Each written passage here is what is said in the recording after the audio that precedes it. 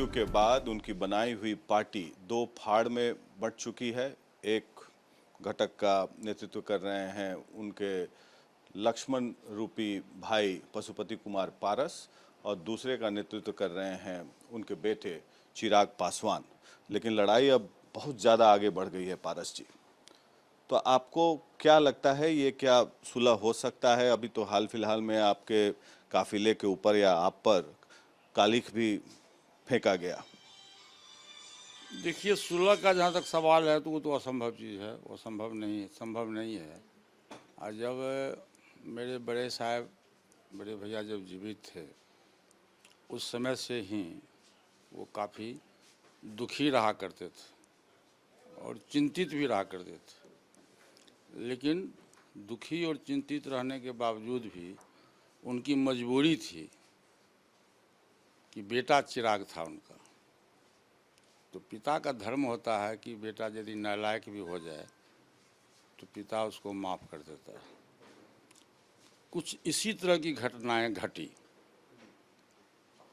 और 2019 की घटना है, जब लोकसभा का चुनाव समाप्त हुआ और हम लोगों को अच्छी सफलता मिली चुनाव में। हमारा 6 उम्मीदवार था और 6 उम्मीदवार हम लोग चुनाव जीते और अच्छे मतों से जीते। लोक जनशक्ति पार्टी का कोई भी उम्मीदवार 2 लाख से नीचे वोट से नहीं जीता, 2 लाख से ऊपर वोट से जीता और 52% मत लोक जनशक्ति पार्टी के उम्मीदवार को मिला। और ये देश का जो सर्वे हुआ, गवर्नमेंट की तरफ से सर्वे होता है, उसमें ये बताया गया कि लोक जनशक्ति पार्टी का जो परसेंटेज ऑफ वोट है वो सभी दल से अच्छा है। बड़ी खुशी का माहौल था। हम लोगों को बड़ा अच्छा लगा कि भाई 6 को हम लोग सांसद जीत गए और हमारे बड़े भाई साहब राज्यसभा के सदस्य भी हो गए, भारत सरकार के मंत्री भी हो गए। अब इससे बड़ी खुशी की बात तो कुछ नहीं हो सकती है। एकाएक मेरे पास में फरमान आया चिराग पासवान जी का। अब्दुल खालिक नाम का एक प्रधान महासचिव हैं, पार्टी के राष्ट्रीय प्रधान महासचिव हैं, पहले भी थे, आज भी हैं, उसके साथ में आज भी हैं। वो मेरे पास में आए और उन्होंने कहा कि चिराग का फरमान है कि आप प्रदेश अध्यक्ष से इस्तीफा कर दीजिए। मैंने कहा क्यों, मैं क्यों इस्तीफा करूंगा? तो उसका ये फरमान है।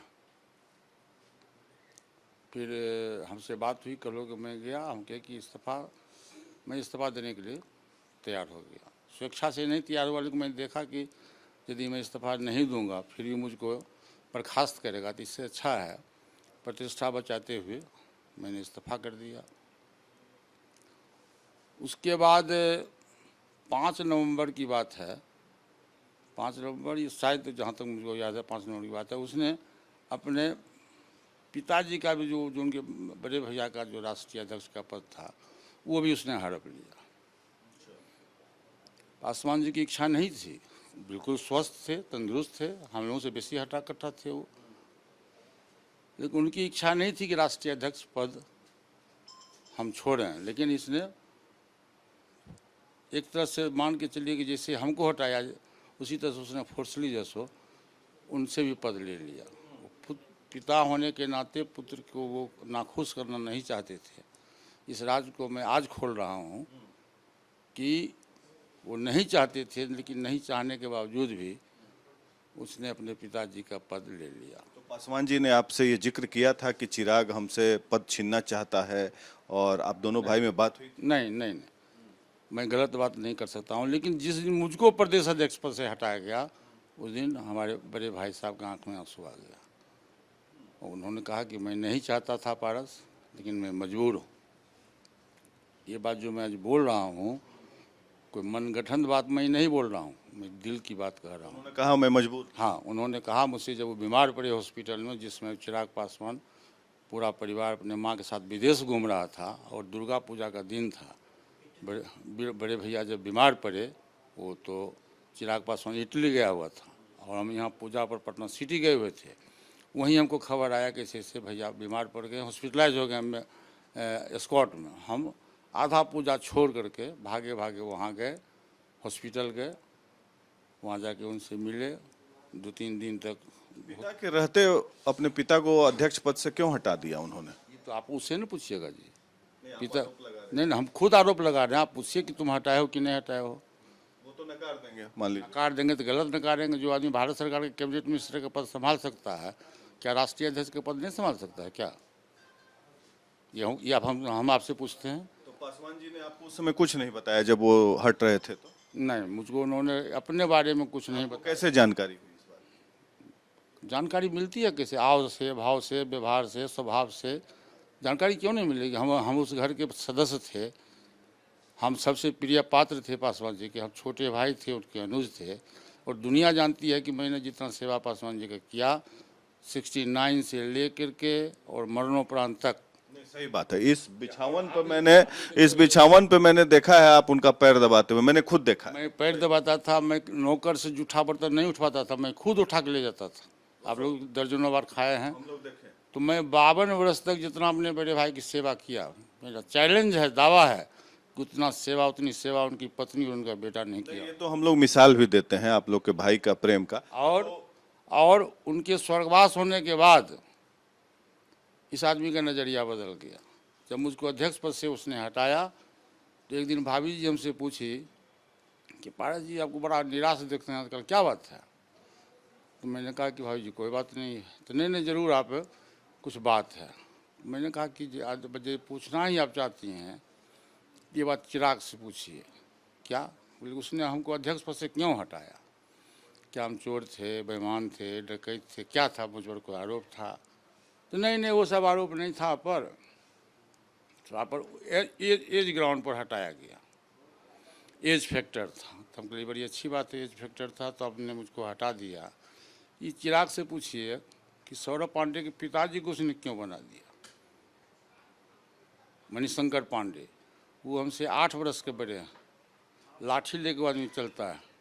तो एज ग्राउंड पर जब तो आप हमको हटा सकते हैं, तो 4 गो प्रदेश अध्यक्ष को हटा करके मणिशंकर पांडे को आपने क्यों बनाया?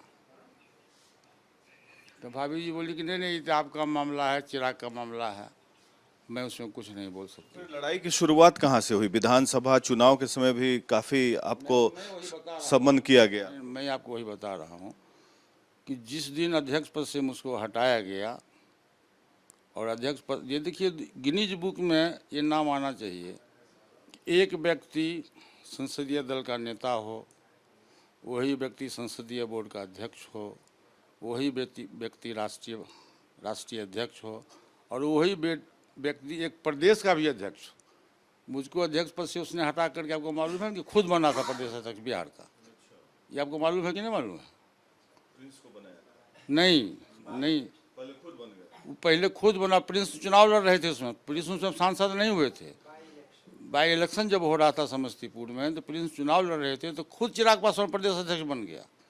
आज जब रिजल्ट हुआ समस्तीपुर का, जब प्रिंस राज चुनाव जीत के आ गया सांसद से, उसके कल होकर के प्रिंस को बनाया। दूसरी बात, विवाद मुझे याद है जब मैं यहाँ आपका इंटरव्यू किया था 16 अक्टूबर को, तो आपने नीतीश जी की तारीफ कर दी। मैंने सवाल पूछा आपसे और आपने बोला भारत रत्न मिलना चाहिए, और आप काफ़ी भावुक थे, आपके आंख में आंसू भी थे उस समय, यहीं लॉन में मूर्ति के तस्वीर के सामने रामविलास जी के। फिर शायद आपने जब तारीफ कर दी मीडिया में, हमारे चैनल पर रिपब्लिक टीवी और रिपब्लिक भारत पे चला, तो फिर शायद आपको समन किया गया। उसके बाद आपने जानकारी नहीं दी कि क्या समन किया गया, क्या बोला गया? देखिए, ये 16 अक्टूबर की घटना है। बड़े भैया स्वर्गवास हुए 8 अक्टूबर को। जब ये भी जान के आपको आश्चर्य होगा, इस राज को भी मैं आज खोलता हूँ कि देश का उतना बड़ा नेता, मैं समझता हूँ कि पासवान जी दलित के नेता नहीं थे, अगड़ी पिछड़ी सभी उत्सवों के नेता थे, और उनको सेकेंड अम्बेडकर के रूप में लोग मानता था। प्रधानमंत्री बनते बनते वो रह गए, सेकेंड अम्बेडकर के रूप में उनको माना जाता था। जब उनके स्वर्गवास होने के बाद श्रद्धांजलि सभा पूरे देश में कहीं नहीं मनाया गया। चिराग पासवान ने कहीं भी श्रद्धांजलि सभा नहीं मनाया पासवान जी का। तो मैं देखा कि भाई श्रद्धांजलि सभा नहीं हुआ, और मैं प्रदेश अध्यक्ष था भी नहीं, तो मैं दलित सेना का राष्ट्रीय अध्यक्ष मुझको बनाया गया था। तो मैंने अपने प्रदेश अध्यक्ष को बुलाया, दलित सेना के राष्ट्रीय अध्यक्ष को, अंबिका प्रसाद बीनू जी को। मैंने कहा भाई ऐसा करो कि 20 तारीख को भैया का श्राद्ध है और अभी तो कहीं श्रद्धांजलि सभा नहीं हुआ है, इसलिए यहीं पर श्रद्धांजलि सभा उसी मंच के नज़दीक बनाओ। तो आनन फानन में श्रद्धांजलि सभा हुआ, जिसमें आप लोगों को भी निमंत्रण दिया गया, आप लोग भी आए। उसी समय आपने ही मुझसे प्रश्न पूछा था, तो मैंने कहा था कि नीतीश कुमार जी विकास पुरुष हैं। जब मैं मंत्री था तो वो अपने कैबिनेट मिनिस्टर से कहते थे कि विकास की बात करो, और काम 16 घंटा काम करते थे। ये जब न्यूज़ चलने लगा तो चिराग पासवान जी ने तुरंत मुझको समन किया कि बुलाहट हुआ कृष्णापुरी से, भाभी जी टेलीफोन की कि आपने क्या बयान दे दिया, ये किया वो किया। तो हम बोले भाभी जी ऐसा तो मेरा कोई नियत नहीं था, अब यदि हम बयान दिए हैं चिराग को बुरा लगा था, हम आते हैं उसको बता देंगे। मैं गया तो जाते एक साथ वो भाभी जी ले गई उसके कमरे में हमको, वो हम पर आग बबूला हो गया कि आपने ऐसा क्यों बयान दिया। मैंने कहा कि मैं कोई गलत बयान तो नहीं दिया हूँ। उन्होंने पूछा हमसे कि जब जिस समय आप कैबिनेट मिनिस्टर थे नीतीश जी के मुख्यमंत्री काल में, उस समय के क्या माहौल था। तो मैंने कहा कि विकास पुरुष थे नीतीश जी, हैं 3 वर्ष पहले की बात है। तो आपको मालूम है कि आप दल विरोधी काम करते हैं, मैं तो नीतीश कुमार को जेल भेजना चाहता हूँ, आप नीतीश कुमार की वकालत करते हैं। आपको पता है कि मैं राष्ट्रीय अध्यक्ष हूँ। हाँ मुझको पता है, मैं आपको दल से 6 वर्ष के लिए पार्टी से निकाल दूँ। मैंने कहा कि बाबू तुम हमको दल से काहे निकालोगे, हम तो एमपी का चुनाव लड़ना नहीं चाहते थे, हम एमपी पर से इस्तीफा कर देंगे।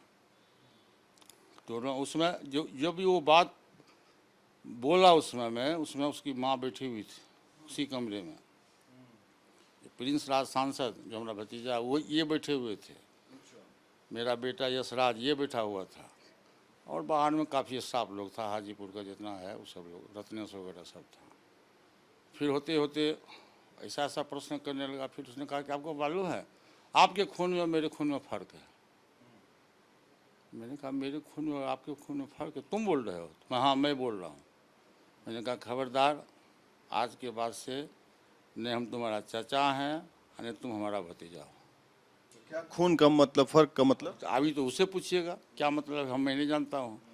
मैं वहाँ से उठा। क्या बोलना क्या चाह रहे थे आप, क्या समझे? वो तो आप हम जो समझे वो आप समझ रहे हैं। आप बताइए उसको। अरे खून तो सबका लालीन होता है जी, कि खून फर्क होता है। उन्होंने हमसे कह दिया कि आपका खून और मेरे खून में फ़र्क है।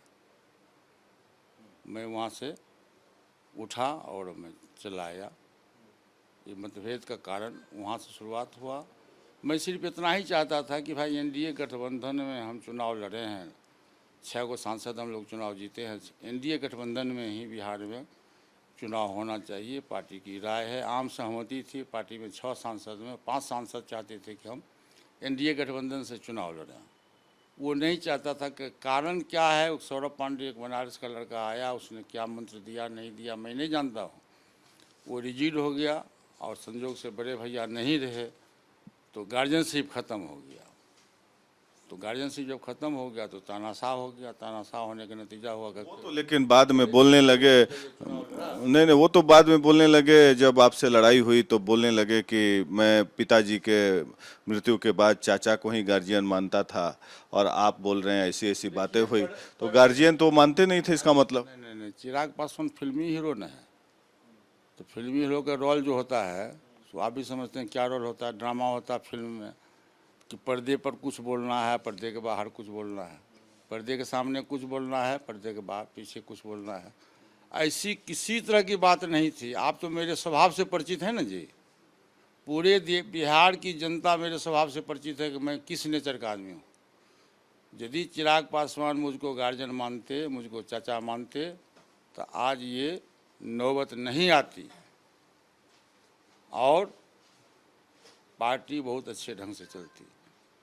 बड़े साहब के स्वर्गवास होने के बाद वो आदमी का नेचर बदल गया, वो आदमी तानाशाह हो गया, पार्टी और परिवार को में मतभेद पैदा हो गया, जिसका ये परिणाम है।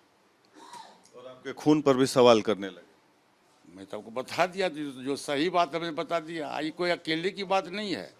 ऐसा हो सकता था कि यदि अकेले में मैं कहता कि हम तो आप कहते कि आप झूठ बोल रहे हो। 4 आदमी वहाँ मौजूद है, उसकी खुद उसकी माँ बैठी हुई है।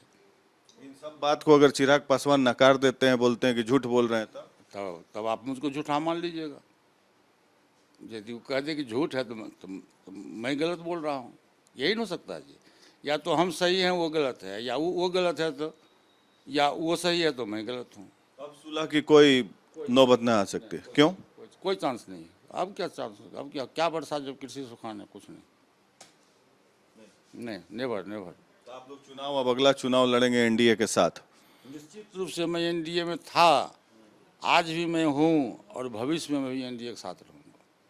तो नरेंद्र मोदी जी के साथ हैं या नीतीश जी के साथ? भाई दोनों पांचों आदमी एनडीए के पार्ट है, आप लड़ाने की कोशिश क्यों करते हैं? आपके लिए प्रिय कौन है, मोदी जी हैं या हमारे लिए दोनों प्रिय हैं, दोनों प्रिय हैं। मैं पार्ट हूँ एनडीए का, मैं पार्ट हूँ। माननीय प्रधानमंत्री जी का भी मैं शुक्रगुजार हूँ, माननीय मुख्यमंत्री जी का भी मैं शुक्रगुजार हूँ। और देश की जनता की राह है, देश की जनता की चाह है, और ख़ास करके बिहार की जनता की चाह है कि एनडीए गठबंधन की सरकार देश में भी बने और बिहार में भी बने। और निश्चित रूप से आने वाले चुनाव में भी 2024 में भी एनडीए गठबंधन की सरकार देश में बनेगा। चिराग तो घूम रहे हैं, आशीर्वाद यात्रा ले रहे हैं, और लालू जी उनको बुला रहे हैं कि हमारे साथ आ जाएं। किस बात का आशीर्वाद है? किस बात का आशीर्वाद मांगने जा रहे हैं? अभी तो कोई चुनाव नहीं है जो आशीर्वाद मांगने जा रहे हैं। बिना वर्षा, बिना मौसम का बारिश होता है कभी? पार्टी का बिना मौसम का बारिश होता है? अभी कहीं चुनाव ही नहीं है, तो अब आशीर्वाद क्या मांगने जा रहे हैं भाई? अब तो आशीर्वाद मांगने के, जो आशीर्वाद मांगने वाले लोग थे वो बेचारे आज हम लोग के बीच में नहीं है, हम लोग को अकेले छोड़ के चले गए। तो आशीर्वाद किस बात का? ये सब राजनीतिक भूल है। लोक जनशक्ति पार्टी किसकी है, आपकी है कि उनकी है? वो भी क्लेम करते हैं इलेक्शन कमीशन में। आप लोग, ये तो देश का संविधान साबित कर दिया कि लोक जनशक्ति पार्टी में टूट नहीं है, लोक जनशक्ति पार्टी एक है, उसका राष्ट्रीय अध्यक्ष परसोत्तम कुमार पारस है। तो देश का संविधान, भारत का संविधान, भारत का संविधान निर्माता डॉक्टर अम्बेडकर, बाबा साहब भीमराव अम्बेडकर थे। और उसी संविधान के तहत अटल बिहारी वाजपेयी जी ने 2/3 बहुमत से दल बदल विधेयक कानून पास किया, लोकसभा में कैबिनेट से पास किया। उस कानून के तहत ही माननीय लोकसभा अध्यक्ष जी के द्वारा ये नोटिफिकेशन हुआ कि हाउस में लोक जनशक्ति पार्टी एक है, फूट नहीं, और 6 सांसद के नेता परसोत्तम कुमार पारस हैं। दूसरी बात कि आपने कोई बाढ़ को लेकर विवादास्पद बयान दिया है कि बाढ़ आपदा नहीं है, दैवीय प्रकोप। ये सफ़ेद झूठ है, मैंने कोई बयान नहीं दिया। ये गलत बयानी है, और ये बैड एलिमेंट्स का, जो बैड एलिमेंट्स लोग हैं, ये लोग भ्रम पैदा करते हैं। मैं खुद बाढ़ क्षेत्र का रहने वाला हूँ, मेरा घर ही बाढ़ में है। प्रत्येक साल मेरे गांव में, सरवनी जहाँ मेरा घर है, प्रत्येक साल मेरे गांव में बाढ़ का पानी आता है। इसलिए मैं पॉलिटिकल आदमी हूँ, कोई पॉलिटिकल आदमी इस तरह का बयान नहीं दे सकता है। जातीय जनगणना एक मुद्दा बना हुआ है, नीतीश जी गए प्रधानमंत्री जी के पास डेलीगेशन लेके, तो आपकी पार्टी की क्या राय है इसमें? देखिए, मैंने अभी तुरंत मैं कहा हूँ कि जातीय जनगणना जो है, हम एनडीए के पार्ट हैं और हम ऐसा कोई भी बयान नहीं देंगे। जो एनडीए की राय होगी, जो माननीय प्रधानमंत्री जी, माननीय मुख्यमंत्री जी, या जो एनडीए के हम लोग जितने भी पार्ट हैं, आपस में बैठक होगी, बैठक में जो सर्वसम्मति से तय होगा। जी तो एनडीए में ही है ना? सब लोग एनडीए में है, वो तो चाहते हैं कि हो। सब लोग एनडीए में। जब बैठक होगी तो बैठक में हम अपनी राय, अपने पार्टी की राय बता देंगे।